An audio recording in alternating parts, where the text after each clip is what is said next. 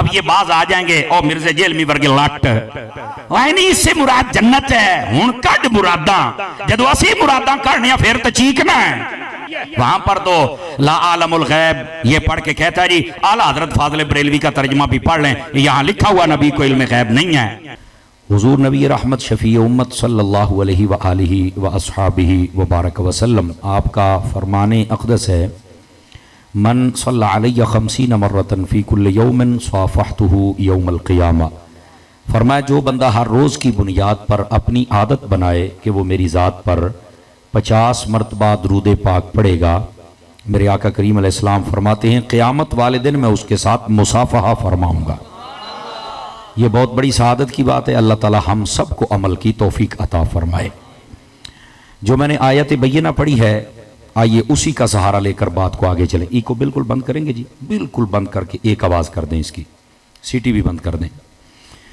اللہ رب العزت نے قرآن مجید میں فرمایا وَلَا تَقُولُوا لِمَنْ يُقْتَلُ فِي سَبِيلِ اللَّهِ أَمْوَاتٌ اور اسی طرح کا مفہوم چوتھے پارے میں فرمایا وَلَا تَحْسَبَنَّ الَّذِينَ قُتِلُوا فِي سَبِيلِ اللَّهِ أَمْوَاتًا. اب ان کا مفہوم کیا ہے؟ اس میں اللہ رب العزت نے فرمایا کہ جو میری راہ میں شہید ہو جائے تم اسے مردہ نہیں کہہ سکتے ہو. اور چوتھے پارے والی آیت میں فرمایا کہ جو میری راہ میں شہید ہو جائے تم انہیں مردہ سوچ بھی نہیں سکتے ہو. ایک ہے کہ مردہ کہنے پر پابندی ہے اور دوسرا یہ ہے کہ ان کو مردہ سوچنے پر بھی پابندی ہے. تم اپنے دماغ میں بھی نہیں سوچ سکتے کہ وہ مردہ ہے. وہ کیا ہے؟ فرمایا بل احیاء بلکہ وہ زندہ ہے. یہ اللہ رب العزت نے ارشاد فرمایا. آپ سمجھدار لوگ بیٹھے اس بات کو سمجھیے گا جب بھی کوئی شہید مقام شہادت حاصل کرتا ہے تو اس کو یہ لازمی بات ہے کہ قبر میں دفن کیا جاتا ہے. لیکن اس کے باوجود کہ وہ قبر میں ہے سال گزرا 2 سال یا 100 سال یا 200 سال اللہ نے فرمایا کہ وہ زندہ ہے بھی قبر میں ہے بھی زندہ ہے. اگر شہید تو میرا خیال ہے یہ مسئلہ تو امت کا حل ہو جانا چاہیے کہ کچھ ہستیاں قبروں میں جا کے بھی زندہ رہ سکتی ہیں. یہ بھی لوگوں نے ایک عجیب تماشا بنایا ہوا ہے مر جاندہ تو جڑا پھر زندہ کدہ ہوندا ایداں ہوندا ہے. اللہ نے فرما دیا کہ شہید زندہ ہے تو وہ زندہ ہے تمہیں ماننا تو پڑے گا. لیکن پھر اگلی بات توجہ طلب ہے. وہ جو زندہ ہے انسانی عقل کا پرندہ بڑا پرواز کرتا ہے نا یہ میرے پاس بیٹھتا نہیں میرے سامنے نہیں آتا مجھ سے باتیں نہیں کرتا. اللہ نے فرمایا وَلَٰكِن لَا تَشْعُرُونَ فرمایا تمہارا شعور ہی چھوٹا ہے تمہارا دماغ ہی چھوٹا ہے تمہارا فہم اور فراست اور ادراک یہی چھوٹا ہے. ہم نے ان کو زندگی تمہارے شعور سے بڑی عطا فرما دی ہے. اور جی میں آپا نکے مڈیاں نو کہی دا ہے نا او پوتے گال تیری سمجھے چاہون والی نہیں تو بڑا ہوئیں گا تینوں آپ ہی پتہ لگ جائے گا. یہی بات ہے فرمایا تیرا شعور ہی چھوٹا ہے. سبحان اللہ کہہ سکتے ہیں آپ حضرات کوئی پابندی نہیں ہے. تیرا شعور ہی چھوٹا ہے. یہ جب تیرا شعور اتنا ہوگا تو پھر سمجھ جانا جب تیرا شعور اتنا ہے ہی نہیں تو تمہیں سمجھ کیسے آ سکتا ہے. آواز سمجھ آئی آپ سبھی حضرات کو؟ تو یہ جو اپنے شعور کی باتیں کرنا اور پھر اڑ کے بیٹھ جانا کہ شہید کیسے زندہ ہے وہ ایسے ویسے کیسے کا سوال ہی نہیں بنتا. جب مالک نے پابندی لا دی تینوں سمجھ ہی نہیں آنی ایویں کندھا ہی ٹکرا ماری جانا ہے. توجہ نہیں فرما رہے آپ حضرات؟ جزاک اللہ جزاک اللہ. تو جب اللہ نے فرما دیا کہ تیرا شعور چھوٹا ہے تجھے یہ بات سمجھ نہیں آئے گی بار کرنا کیا ماننا ہے. تو اب توحیدی حضرات نکلے نا ذرا بتائے نا شہید زندہ ہوتا ہے کہ نہیں ہوتا ہے؟ تینوں نظر آوے چاہے نہ آوے ہون توحید دا پتہ تے ہون لگنا ہے نا. سمجھ آئیے رب کی مانتے ہو یا نہیں مانتے ہو اور شہید کو زندہ مانتے ہو یا نہیں مانتے ہو تو اس شہید کو زندہ ماننا پڑے گا. یہ میرے رب تبارک و تعالیٰ کا حکم ہے. پہلی بات. اب دوسری بات بھی سمجھیے. مفتی احمد یار خان نعیمی نے بڑی خوبصورت بات لکھی. آپ فرماتے ہیں مقام شہادت یہ نیچے ہے اور مقام نبوت اوپر ہے. مقام شہادت یہ نیچے والا درجہ ہے اور مقام نبوت یہ سب سے بلند درجہ ہے اللہ کی ذات کے بعد. تو فرمایا جب نیچے والے درجے کو رب نے مرنے نہیں دیا تو جن نبیوں کا درجہ ہوتا ہے وہ قبروں میں کیسے مر گئے بتاؤ تو صحیح مسئلہ. تو یہاں سے یہ مسئلہ بھی اللہ گیا. پھر سیدی اعلیٰ حضرت نے صحیح فرمایا تو زندہ ہے واللہ تو زندہ ہے واللہ میری چشم عالم سے چھپ جانے والا. تو بات تو کھل گئی نا اور بات واضح بھی ہو گئی. اچھا آگے کیا فرمایا؟ چوتھے پارے کی آیت کریمہ پر غور کریں.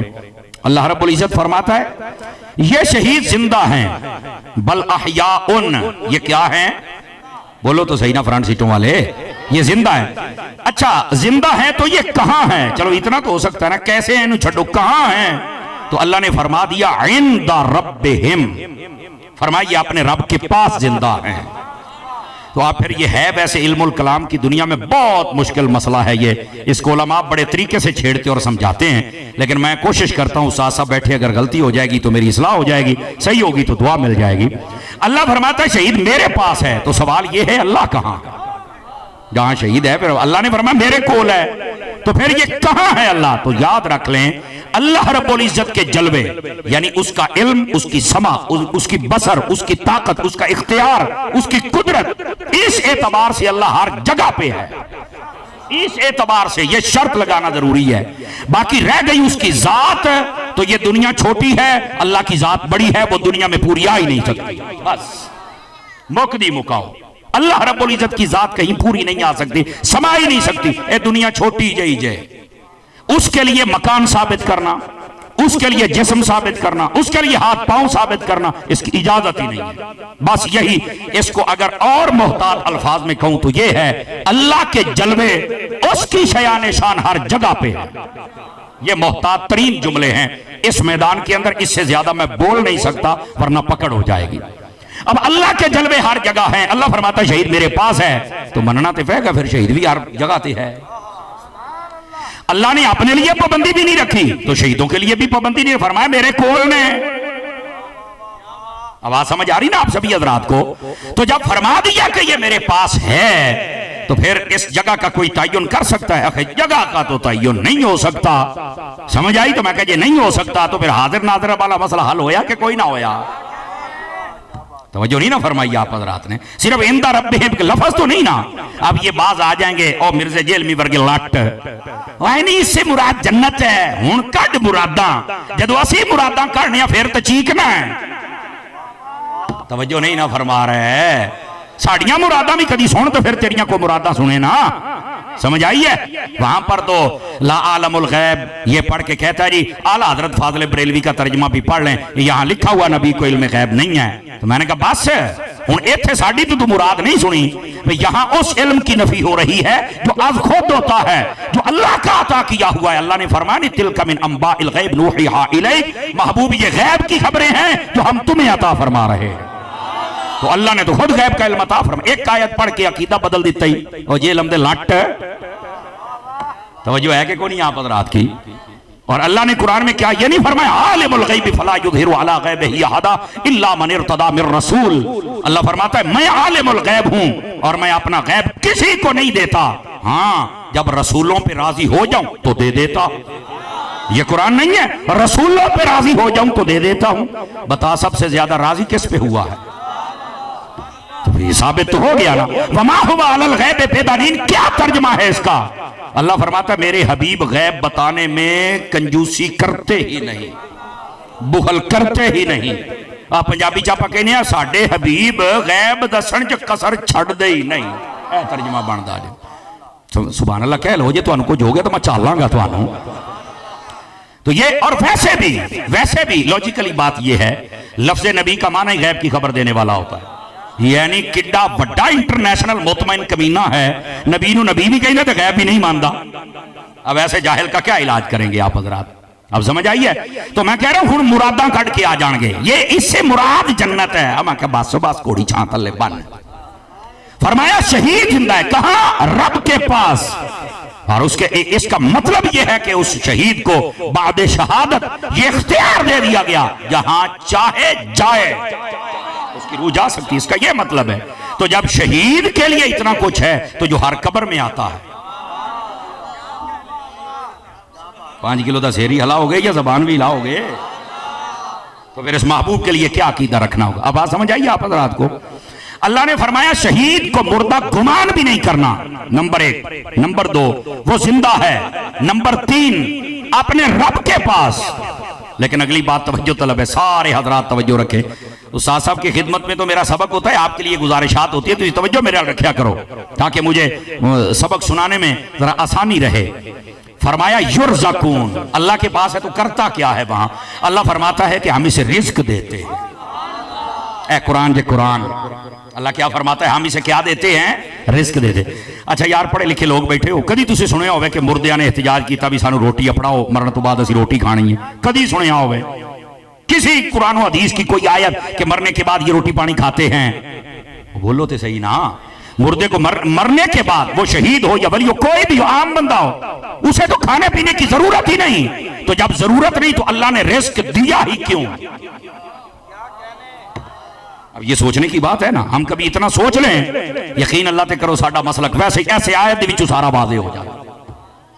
شہید زندہ ہے، رب کے پاس ہے، کرتا کیا؟ اللہ رزق دیتا ہے۔ رزق دی تے لوڑی کوئی نہیں، ذرا ذہن تے زور دے ہونا تھوڑا جا سمجھو، رزق کی ضرورت نہیں، چونکہ وہ کھاتا پیتا نہیں، وہاں روح کا معاملہ ہے، سمجھ آ رہی ہے؟ تو وہاں رزق کی ضرورت نہیں، تو دیتا کیوں ہے؟ اب مسئلہ سمجھیے، اللہ کر کے آپ کو سمجھ آ جائے۔ اب یہ میں پہلے خطیبانہ لہجے میں بتاتا ہوں، پھر آپ کو قرآن سے دلیل دیتا ہوں۔ خطیبانہ لہجہ یہ ہے، فرمایا رزق جڑا انہاں شہیدانوں دیتا ہے نا، وہ انہاں نو تو لوڑ نہیں، پر جنہاں نے انہاں دے بوئے تے آنا ہے انہاں نو تو منگن دی لوڑ پینی ہے، تے نہ بننا بھی تے ہے نا۔ اب سمجھ آئیے آپ حضرات کو کہ کوئی نہیں آئی؟